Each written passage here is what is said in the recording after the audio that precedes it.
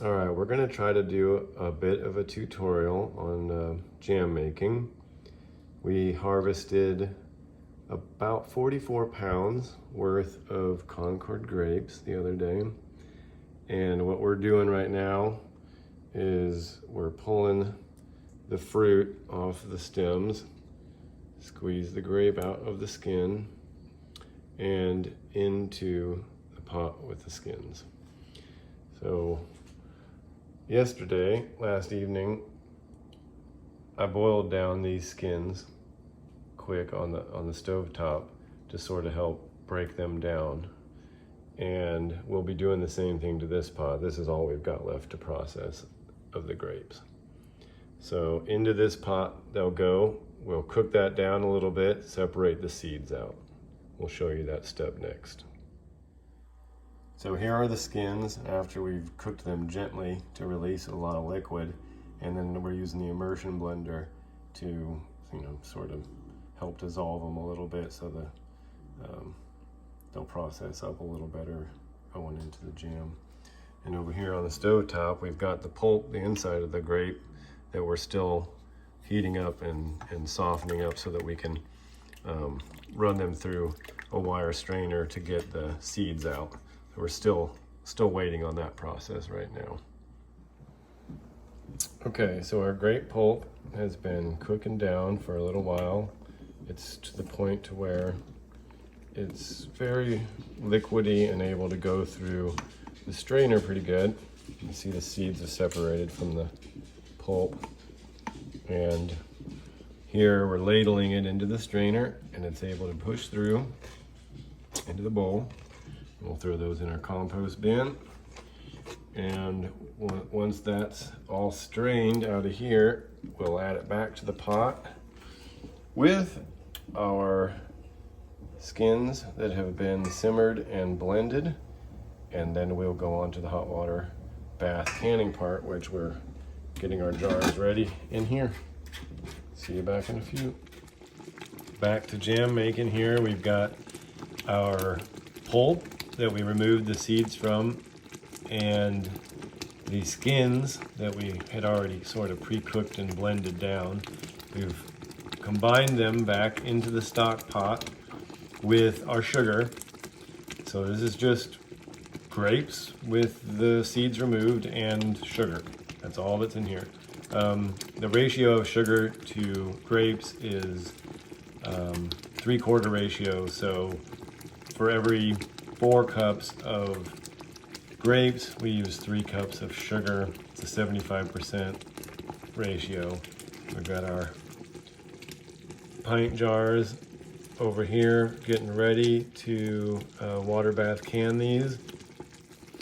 This has not reached the gelling point yet. It's thickening up now. Shortly it'll reach the jellying point, and we'll use our ladle and funnel and get that stuff put into these jars. It'll process in the water bath for 5 minutes. We use a candy thermometer, like this one here, to know when we've reached 218 degrees. We're at about 900 feet of altitude, so it doesn't have to quite reach 220, but it'll reach 218 degrees or so, and that's when we know we're ready to put it in our jars. We'll show you that process here in a minute when we reach the jellying point. Here we're trying to show you how the jam drips off the spoon. We're trying to get this mixture to the jellying point. And besides using the candy thermometer, you can also sort of tell when you're reaching that point by the way that it thickens. And when the jam drips off the spoon, like a runny liquid, where it's in individual drops like that, you're not ready yet. What'll happen is it'll drip off the spoon in more of a, I want to say a chunk, but not in individual drops like that. See how that just kind of rolls off? It'll start to fall off in multiple drops kind of together. So it's getting there. It's starting to thicken up, but it's not quite there yet. We'll show you more here in a minute. All right, folks, we're back here. Now you see how that's pouring off the spoon in it's not individual drops anymore. It's in bigger, heavier drops. They're clumped together.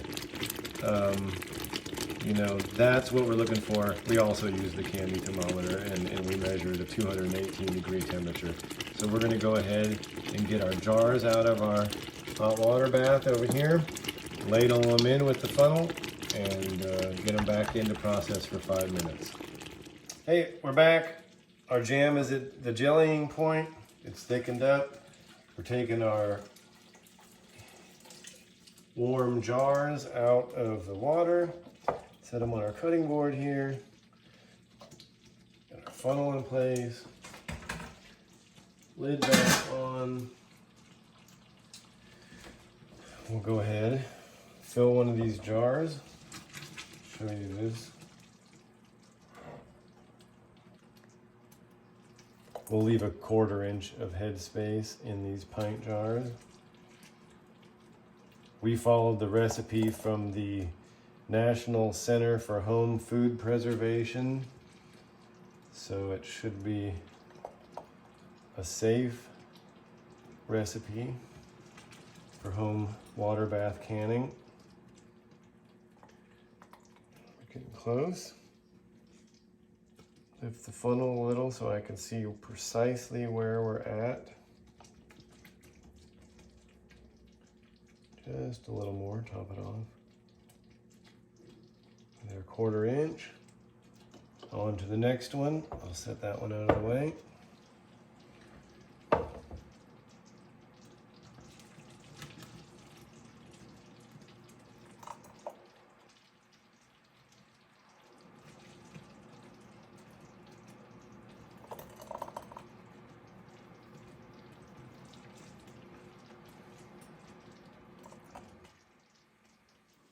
All right, so jam has reached the gelling point and we ladled it into our hot jars. We make sure to take and wipe the rim to make sure that there is nothing on the rim, to make sure there's a good seal. And just finger tight. And we've got, our pot is boiling.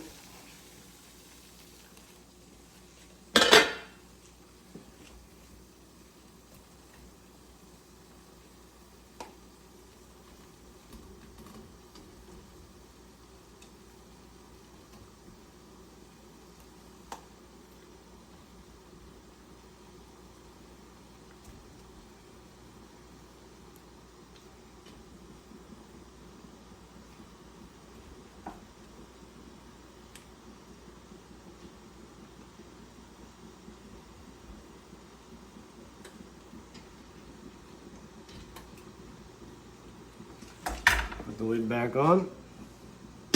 We'll process that for 5 minutes.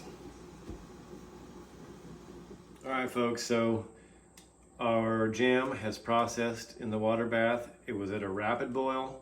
When we started our time there, it was 5 minutes in the rapid boil. After the 5 minutes is up, we turned the burner off. We took the lid off. This has been sitting for another 5 minutes to let things sort of settle. When we remove them